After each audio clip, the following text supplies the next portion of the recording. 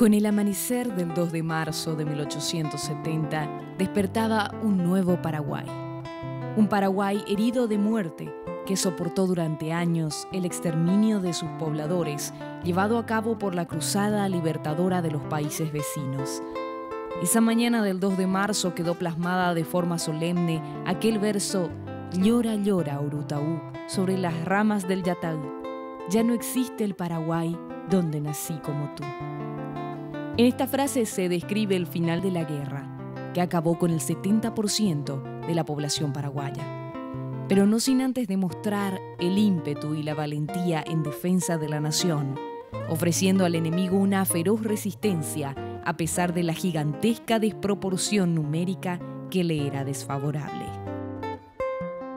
Una de las cuestiones que tuvieron mayor trascendencia en el conflicto que desembocó en la guerra fue la herencia que encontraron los nuevos países sudamericanos luego de su independencia.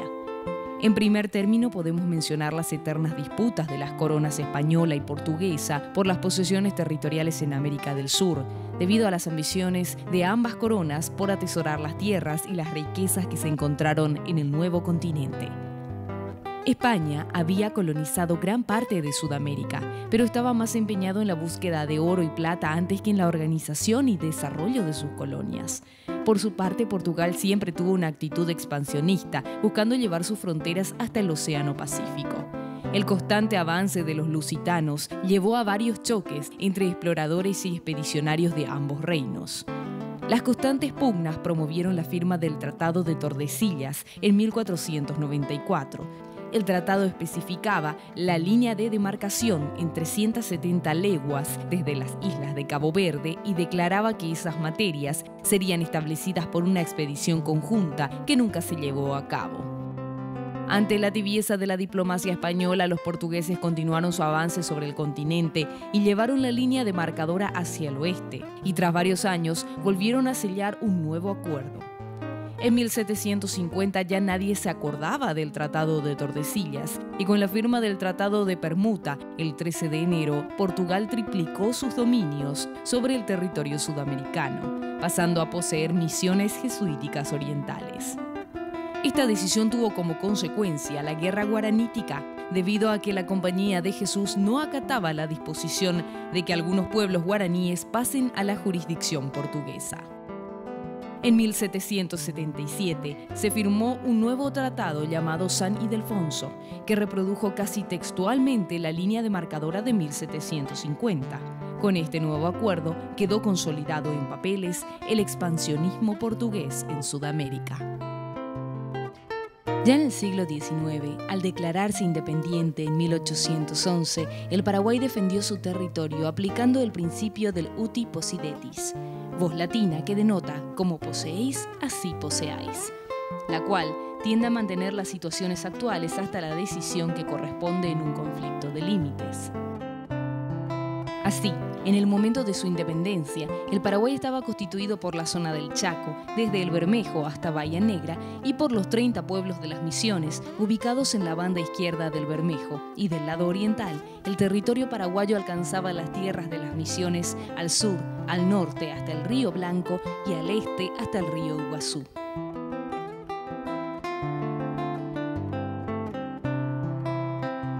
Desde su emancipación, las relaciones con el gobierno de Buenos Aires no fueron las mejores, ya que se negaban a reconocer la independencia paraguaya. A pesar de esto, el 12 de octubre de 1811 fue firmado un tratado mediante el cual se reconocía el utis possidetis paraguayo. Tuvo que pasar 41 años, hasta el 17 de julio de 1852, para que la Argentina, bajo el gobierno del brigadier Juan José de Urquiza, reconozca la independencia e integridad territorial del Paraguay. En el año 1863, el nuevo mandatario de la Confederación Argentina, Bartolomé Mitre, dirigió un mensaje al Nobel presidente de la República del Paraguay, el general Francisco Solano López, indicándole que desearía iniciar una negociación para el arreglo definitivo de la cuestión de límites. El gobernante paraguayo aceptó tal proposición, pero debido a una serie de dificultades, la Confederación Argentina declinó llevar a cabo las negociaciones y nombró entonces como plenipotenciario de límites a José Mármol, quien nunca vino a Paraguay a realizar las gestiones.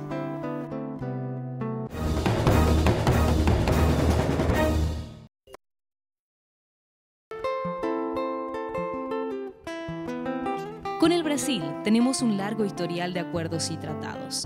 Como dijimos antes, las cuestiones limítrofes son de larga data, pues ellas empiezan con el Tratado de Tordesillas, ya que Portugal ambicionaba con un férreo espíritu anexionista parte de los territorios de la provincia del Río de la Plata. Pero pese a los compromisos firmados con la corona española, los lusitanos continuaron la ocupación de tierras, llegando a fundar al sur del río Jaurú y al oeste del río Paraguay los fuertes de Coimbra y Albuquerque, haciendo caso omiso a las protestas de la provincia del Paraguay. Luego de la independencia, en el año 1812, los portugueses se apoderaron del fuerte Borbón, actual fuerte Olimpo, posesión paraguaya en el Chaco, pero fueron desalojados. En 1822, don Pedro I rompió todo lazo de sujeción a Portugal y se erigió como emperador del Brasil, heredando la visión expansionista de la antigua corona. En el año 1844 fue firmado un tratado de alianza, comercio, navegación y límites entre un enviado del imperio y Paraguay, pero el emperador don Pedro II se negó a ratificarlo. En 1850, aun cuando quedaba pendiente el arreglo de límites en la zona del Pan de Azúcar, tropas brasileñas invadieron este cerro y empezaron la construcción de una fortificación. Al enterarse, el presidente don Carlos Antonio López dispuso una fuerza militar que desaloje a los usurpadores del territorio en litigio, lo cual fue cumplido luego de un reñido combate. 2 años más tarde, el Paraguay volvió a proponer el acuerdo de límites sin obtener respuesta del Brasil. En 1855, luego de que brasileños sean expulsados por ingresar clandestinamente a territorio paraguayo, el emperador envió al almirante Ferreira de Oliveira al mando de una escuadra imperial para obtener del Paraguay una disculpa por la ofensa recibida y al mismo tiempo un tratado de navegación y, si fuera posible, de límites. Al verse subsanados los inconvenientes, se procedió a las negociaciones sobre límites. Tales negociaciones fueron encaradas por Pedro Ferreira de Oliveira y el general Francisco Solano López. Debido a las exageradas pretensiones de la propuesta del negociador imperial, no se suscribió tratado alguno con respecto a los límites. Empero, fueron firmados tratados de comercio y libre navegación entre los plenipotenciarios de las partes contratantes. Los tratados de López Oliveira produjeron gran indignación en Río de Janeiro, por lo que el emperador se negó a ratificar los tratados. Finalmente, en 1856 fue enviado José Verges a la capital del imperio, siendo destacado por parte del Brasil José María da Silva Paranhos, y tras arduas negociaciones fue mantenido el statu quo de 6 años sobre los territorios litigiosos. En 1862 vencía el plazo acordado para solucionar el conflicto sobre límites y, pese a esto, el imperio se mostró esquivo a dar nuevamente inicio a las negociaciones. Muy por el contrario, burló el statu quo sostenido hasta la fecha, fundando en la zona litigiosa las colonias de Miranda y Dourados. Debemos entender que la gestación de la Guerra de la Triple Alianza tuvo varias aristas. A las cuestiones territoriales hay que sumarle la intromisión política en cuestiones internas de países vecinos. Bueno, mucho se discute sobre la responsabilidad del mariscal Francisco Solano López en el inicio de la Guerra de la Triple Alianza. Evidentemente las posturas son las que corresponden a las posturas que después justificaron que no justificaron algunos de los desmanes de los aliados sobre el Paraguay. Evidentemente que la guerra estaba pautada desde hacía muchísimo tiempo atrás. Hay documentos revelados por los mismos historiadores brasileños que cuentan que el Brasil se preparaba con un armamento único en América del Sur ya desde 1856. Hay que recordar que en esa misma fecha se firmaba el Tratado Verges-Paranhos, que en realidad determinaba un statu quo en la determinación de los límites del Paraguay con el imperio.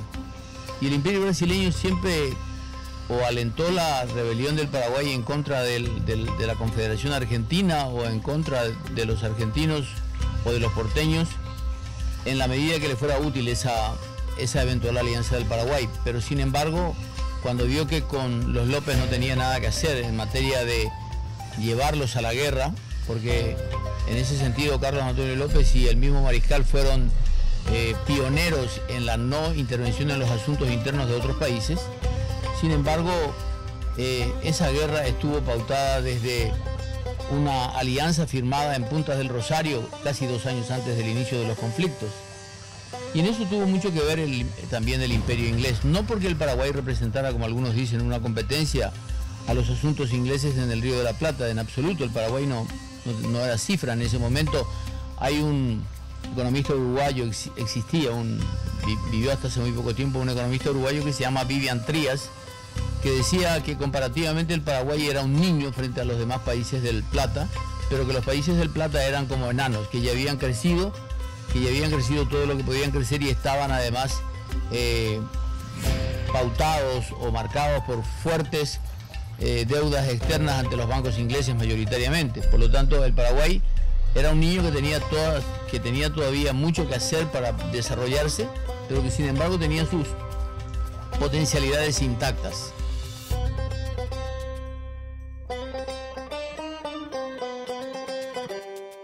La política cauta y reservada de Carlos Antonio López en relación a los pleitos fronterizos no resueltos con la Argentina y el Brasil y agravados con el tiempo por la irresolución y la acumulación de roces e incidentes se habían extinguido con las innovaciones introducidas por Solano López en la política exterior. Hasta entonces, los gobiernos paraguayos evitaron participar en los asuntos del Río de la Plata, fieles a la doctrina de no intervención. Pero el flamante jefe de Estado juzgó que se había llegado al momento de abandonar esta política referente a los conflictos que llegaban a afectar a los intereses del país. Esto implicaba los litigios territoriales y todo lo relativo a la conservación de la independencia. Se pretendía la duración de equilibrio de fuerzas entre los dos poderosos vecinos. Si tal situación se alteraba a favor de uno de los dos países o si los dos se aliaban, el Paraguay se vería en peligro. En consecuencia, Solano López marcó como norte de su política internacional el mantenimiento del equilibrio en el Río de la Plata.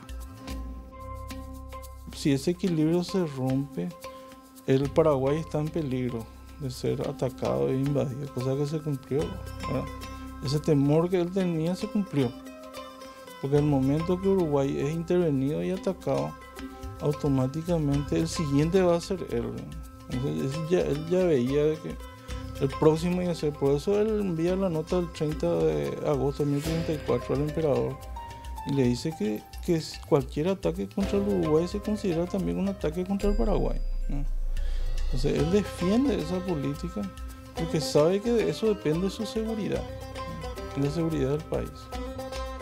La ocasión de hacer valer la nueva doctrina se presentó cuando el general Venancio Flores, caudillo del Partido Colorado, inició una revolución en el Uruguay y el presidente Bernardo Berro solicitó ayuda al Paraguay. Montevideo podía significar el acceso paraguayo al mar y su inserción en la economía mundial, liberándose de la dependencia porteña. Además, Solano López implantaría su nueva política y daría al país el mismo estatus regional que poseían la Argentina y el Imperio del Brasil.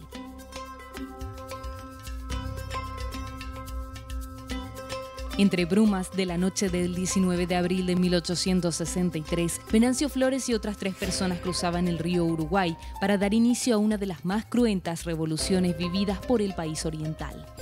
La Cruzada Libertadora, llamada así por Flores, buscaba derrocar al gobierno de Bernardo Berro, que era del Partido Blanco.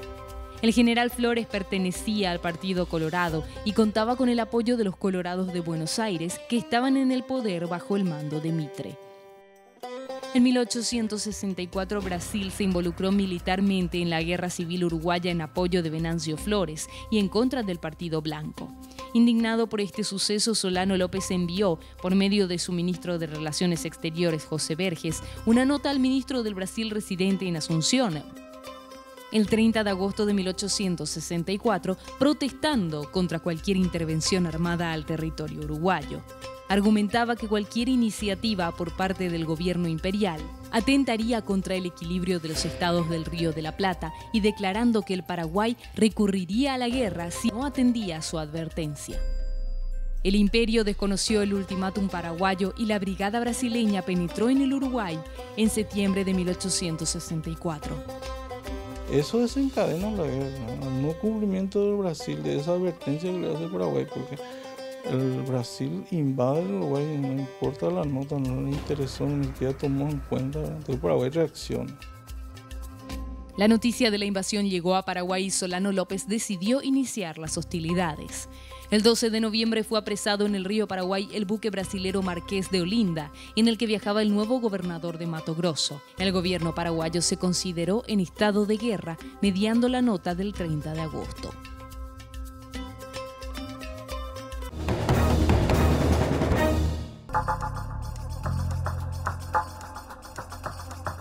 Entre diciembre de 1864 y enero de 1865 ocurrió uno de los episodios más dolorosos de la historia uruguaya, el sitio de Paysandú.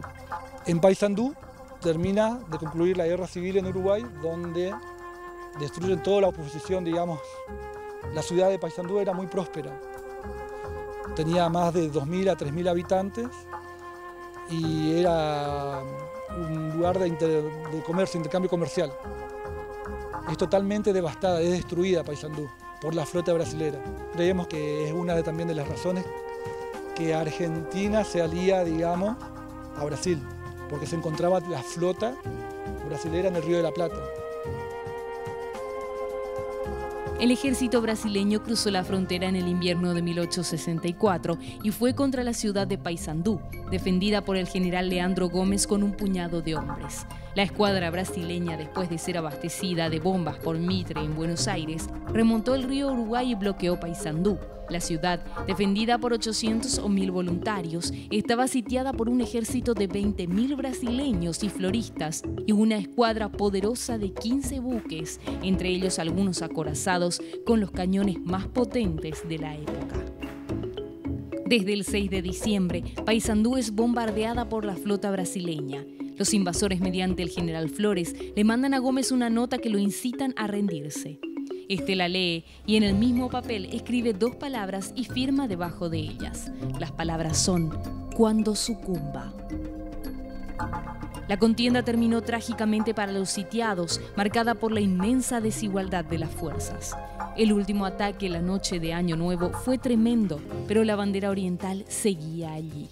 Finalmente, el 2 de enero, los defensores de Paysandú ya se defendían a cascotazos y fueron masacrados. Al general Leandro Gómez se le fusiló como a casi todos los suyos.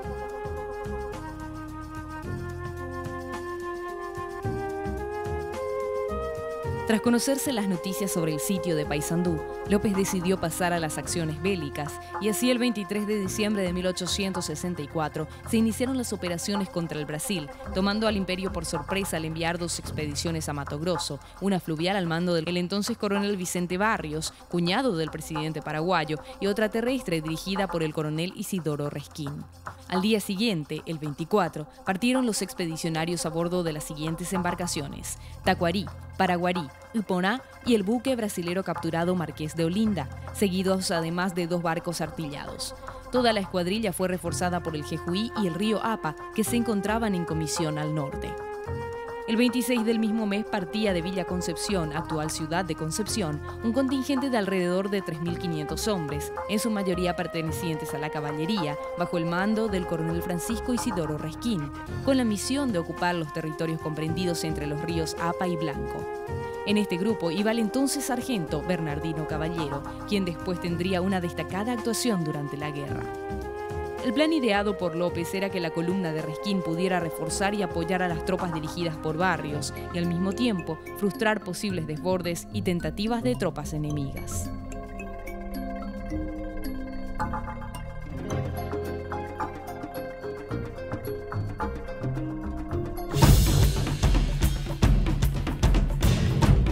La primera batalla de la guerra se dio el 27 de diciembre de 1864. Las fuerzas paraguayas atacaron el fuerte de Coimbra con una delegación de 3.200 hombres, protegidos por las embarcaciones de guerra bajo el mando del coronel Barrios. La guarnición brasilera resistió durante 2 días el bombardeo bajo el mando del comandante, el teniente coronel Hermenegildo de Albuquerque Portocarrero, quien después sería nombrado barón del fuerte Coimbra. Cuando las municiones se agotaron, los defensores abandonaron la fortaleza y se retiraron, río arriba, en dirección a Corumbá. El 29 de diciembre, los paraguayos tomaron Coimbra y una vez establecidas las nuevas posiciones, el coronel Barrios avanzó sobre las guarniciones de Albuquerque y Corumbá. Por disposición del comandante, los vapores brasileños en huida fueron perseguidos por el Uponá y el río Apa, bajo el mando del teniente Andrés Herrero, consiguiendo esta expedición dar alcance a la flota enemiga y batir a unos vapores, hundiendo y apresando otros. Después de ocupar el fuerte abandonado, las fuerzas paraguayas avanzaron rumbo al norte y el 1 de enero de 1865 tomaron sin lucha el presidio de Albuquerque. En Corumbá se hallaba el coronel Carlos de Oliveira con 500 soldados y artillería en las fortificaciones de Corumbá. Pero el 2 de enero Oliveira y los oficiales de la plaza abandonaron Corumbá rumbo a Cuyabá, entrando en ella los paraguayos al día siguiente. Estos, luego de saquearla, fortificaron la población de Corumbá con trincheras de campaña, artilladas con 6 piezas. El límite del avance paraguayo alcanzó el punto denominado Dourados, sobre el río Paraguay al este de la laguna Mandioré. Durante la expedición fueron capturados y hundidos varios vapores y buques brasileros, obteniendo de ellos una importante cantidad de municiones y víveres. Además, las fuerzas paraguayas se apoderaron de diversas piezas de artillería que serían utilizadas durante la guerra.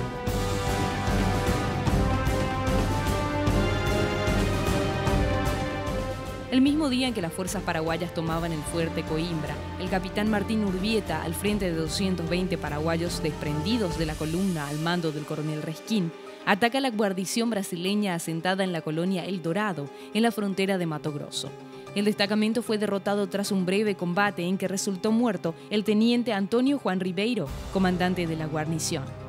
El 2 de enero de 1865, las fuerzas comandadas por el coronel Resquín ocupan la población brasileña de Nioaqué, derrotando a las tropas del coronel José Díaz da Silva. Prosiguieron luego hasta capturar e incendiar el fuerte de Miranda, en donde encontraron resistencia de indígenas caduveos. Enviaron luego un destacamento hasta Coxim, población tomada en abril de 1865. A pesar de las victorias obtenidas, las fuerzas paraguayas no continuaron su marcha hasta Cuyabá, la capital de la provincia, en donde el ataque inclusive era esperado. La estrategia de López de atacar Mato Grosso fue muy cuestionada, ya que aparentemente se perdió tiempo al dirigir las fuerzas a una zona donde no había amenaza. Sin embargo, lo que el presidente paraguayo hizo fue consolidar la soberanía paraguaya en un territorio en litigio, además de prever un posible ataque por la retaguardia. En abril de 1865 sale de San Pablo un contingente de cerca de 10.000 personas al mando del coronel Alfredo de Moraes Camisão, que hace la campaña llamada de la Laguna, porque llega hasta una estancia de la patria denominada Laguna, al sureste de Concepción, en donde llegaron esos contingentes un año después de haber iniciado aquel periplo, y López pudo destinar un contingente militar no muy importante de 1.200 hombres al mando de Martín Urbieta y Blas Montiel, capitanes jóvenes. No nos olvidemos que los militares paraguayos se fueron haciendo al compás de la guerra y casi todos ascendían después de cada batalla, llegando al caso de José Vicente Mongelos Vasconcelos, que a los 21 años tenía el grado de coronel, siendo el coronel más joven del ejército paraguayo en campo de batalla. Panchito López fue más joven que él, pero él obtuvo sus preseas en el gabinete de su padre. Por lo tanto, ese contingente, para combatir a un contingente muy grande, tuvo que apelar a guerra de guerrillas, a un proceso de hostilización permanente, y lograron hacer que los brasileños se retiraran. Esa retirada se conoció como la retirada de la Laguna en 1867, termina a finales de julio de 1867 con una gran y resonante victoria paraguaya, muy poco comentada en los anales de la Guerra de la Triple Alianza. Y eso demostró que había cosas que hacer en el Mato Grosso antes de iniciar o de intensificar las campañas en el Frente Sur. Esa campaña de Mato Grosso se inicia y termina de manera fulminante con victorias paraguayas, pero recordar nada más que desde 1633, con el descubrimiento de materiales de oro en Cuyabá, los brasileños se habían aposentado firmemente en el Mato Grosso, al punto que los últimos gobernadores paraguayos que hicieron construir los fuertes, el fuerte Olimpo y el fuerte de San Carlos de Lapa, se cuidaron muy bien, y hay órdenes específicas de no trasponer la línea del APA, porque esos ya eran territorios portugueses. Por lo tanto, lo que López hace también es una reivindicación de los tratados de límites firmados entre el Imperio Portugués y el Imperio Español en el famoso Tratado de San Ildefonso de 1777, que determinaba una línea demarcatoria completamente diferente, dejando en posesiones paraguayas los territorios que ocuparon los paraguayos en la campaña del Mato Grosso. Para López fue un acto de reivindicación. Esa es una larga historia que está muy bien registrada en distintos libros del capitán Aguirre, de Azara, etcétera, donde denuncian permanentemente la indiferencia portuguesa a que los tratados se llevaran a la práctica por los oficiales demarcadores. No se olviden ustedes que Azara y Aguirre fueron oficiales demarcadores del Imperio Español que vinieron a poner en el territorio los elementos físicos de separación entre el Imperio Español y el portugués en el momento tras la firma de aquel tratado. Por lo tanto, López hace un acto de reivindicación, independientemente de que haya perdido tiempo, lo que sea, y se incauta de un montón de materiales, etcétera, para la utilización. Y sobre todo, se evita la sorpresa desagradable de tener que enfrentar a una fuerza por la retaguardia. Entonces, ahí se inicia la campaña del Mato Grosso y termina casi inmediatamente. Se reinicia en abril del 67, cuando Alfredo de Moraes Camisón es enfrentado por Blas Montiel y Martín Urbieta. Pero inmediatamente después ya las contingencias de la guerra demandaron la presencia de los paraguayos que habían quedado allá, y además que habían quedado con fuerzas muy exiguas, y son desalojados finalmente bajo el mando de Romualdo Núñez. Con las acciones llevadas a cabo en Mato Grosso, se daba inicio a la guerra. Las reacciones no se hicieron esperar y de este modo comenzaron los enfrentamientos que teñirían de sangre al Río de la Plata. El análisis de la Guerra del 70 también es un motivo de diferencias e incluso de discordia entre algunos historiadores, ya sean paraguayos o extranjeros. Basta con consultar sobre las causas de contienda para comprobarlo. Lo que más nos llamó la atención fue los diferentes puntos de vista entre historiadores paraguayos, brasileros y argentinos. Es como que cada país tiene una óptica completamente distinta sobre los hechos que desembocaron en el conflicto. Y las causas de la guerra son básicamente la cuestión de límites, ¿no? El Imperio Español nunca definió claramente sus límites entre sus provincias ni con Portugal, ¿no? Entonces, esa es la fuente fundamental de la guerra, ¿no? Después existen otros intereses, los intereses del liberalismo, ¿no? El liberalismo que es impulsado por Inglaterra, el liberalismo económico, ¿verdad? Que no hay que confundir con el liberalismo político. El liberalismo económico habla de libre comercio, así que no tiene que haber trabas al comercio, que todo se puede comerciar libremente. Pero el Paraguay no estaba en condiciones de competir con Inglaterra, así inmediatamente nuestra economía se vendría abajo. Por eso Carlos Antonio López pone trabas. Paraguay básicamente exportaba hierba. La hierba era un producto estratégico para Paraguay porque la hierba era consumida en Uruguay y en Argentina, y estos países no tenían producción de hierba. Ahora la Argentina produce hierba, pero en esa época no producía nada de hierba porque la hierba era producto de los yerbales naturales. Y la única competencia era una hierba de mala calidad que producían los estados de Paraná y Río Grande do Sul del Brasil, ¿verdad? Que no era competencia.